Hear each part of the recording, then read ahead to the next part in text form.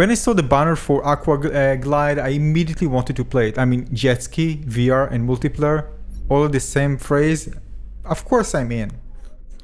But this game eventually disappointed me. However, it's important to keep in mind, this is an Apple version. The game is still in development. And even say in the UI, you can see the tutorial not completed. So this is something you need to keep in mind. But because it's a paid game, $16 of $15.99 is of the time of checking it out right now, I thought it's going to be more complete. So basically what's the game is about? It's about, well, jet ski. You need to compete against other friends or even friends in your meta friends list. Or you can just compete against AI. Now, at first I went into the tutorial, which explained to you, well, the basics. But again, it's not complete, so maybe I'm missing something. Basically, you speed up, you hold with your grip button, and then you press the trigger button to move forward, and with the other hand, you press the left trigger to move backwards. I mean, all simple, fine. One thing I noticed is that if I'm sitting, I can't really see a lot, and this was kind of weird, so I needed to stand, and it was designed to be seated and standing, so it felt weird. Maybe if you are fine-tuning for the option to adjust your height would be nice. Other than that, you have the option to get different type of power-ups. You can see, like, for example, speeding yourself up. You can also have a healing, which I believe it didn't happen, that if you bump into others, you can actually reduce their jet ski HP. There's kind of a health, kind of a icon of a heart. But the thing is that against AI, at least, it didn't happen. What happened is that nothing happened. It just didn't even intersect with them. It just passed through them.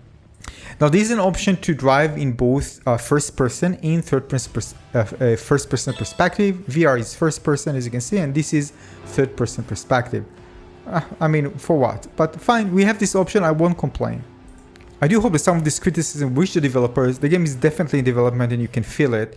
I mean, some games are in development but feel more ready to launch. But this one, again, I'm still sharing my thoughts of it to reach the developer. Now, there is online multiplayer and matchmaking, but you can see here, I just couldn't find anybody to play with. And I will try again, of course. And by the way, the developer mentioned new modes and progression every season. So there are gonna be great things coming to this game, but they are not existing right now. So as you can see, there are different areas which you can choose from, which is nice, and you can play against AI. You can see also the heart that I was talking about, and you can see your speed. Now, the game felt lacking in terms of, well, excitement. First of all, the default, by the way, you can unlock new bikes. There are going to be some icons of dollars you can pick up. They're going to give you 5 each for what I've checked, and once you collect more, you'll be able to unlock higher, hopefully better than what we have here, jet skis. So now regarding the driving with the vehicle, it felt lacking. First of all, if somebody gets, for example, the buff that give him extra speed, immediately gets a huge advantage over the others. And you have no way really, unless you're going to find something, and it kind of spread up widely to keep up. It felt weird. It felt like an unfair advantage. And some of the things are actually spread far away from the main route that felt, again, odd. Also, regarding checkpoints, sometimes it's pretty clear where to go, but there are other situations where I just really couldn't find it. I basically got lost. And it felt, again, a bit odd, something that should be clearer. And I tried several times and it was just weird. Where I should go next. Yeah. Now you see it's very linear. You're just like having fun just driving until you get something that speeds you up. So it felt very, again, linear and not exciting in this aspect. So it didn't take long that either I'm behind or basically leading the pack. I mean, you can see here I'm getting the boost.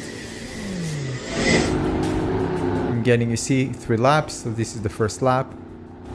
And then, alright, where should I go? Oh, we go. Now we can see it. It wasn't clear, by the way. So you should actually be familiar with the routing.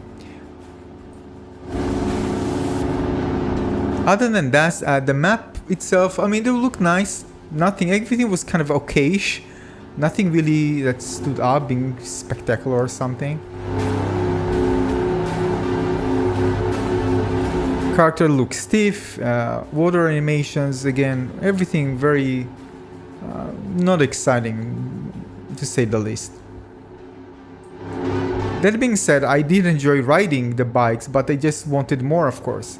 And you can see, by the way, with the gameplay, it feels very, well, boring. I mean, just riding, waiting to pick up something, we get to the checkpoint. Where is the field, the competition? I can't really speed up more than what I'm actually doing, and if I just move a bit, I'm going to slow down. Felt lack of excitement, basically.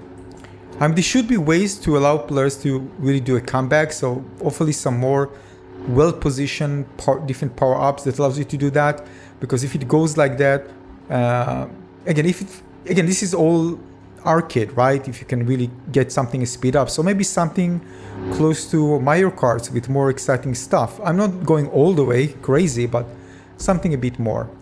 You can see this actually was a bit surprising, really beautiful.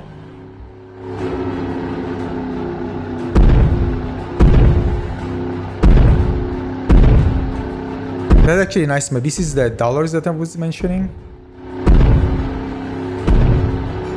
This is health. Yeah, that map was actually looked pretty nice. I like that. So I can tell you my final thoughts. At the bottom line, right now, as of the time making this video, is definitely not recommended. It really feels like you put the map, you put some power-ups, you put some interactive jet skis, and just let it go, rather than a game that was really well thought of. So again, this just feels pre-alpha to me, and I do hope that this will be improved. But the good thing is the developer has a chance to hear our thoughts about the game and improve it based on our feedback. And as I mentioned, this is still in App Lab, so the game is still in development. You need to keep this in mind, right? If you want to wait for the full game to be released, fine. But we are testing the pre-release version of the game. So it's expected, but I just personally didn't expect to be, well, like that. So it depends how you look at it. Again, I don't think it's worth the asking price, but at the same time, you can support the developer. The app is still in development. So again, you decide which side of the coin you want to choose. I'll definitely revisit the game, so make sure to subscribe. I'm going to update you if there are really some significant changes. Thanks for watching.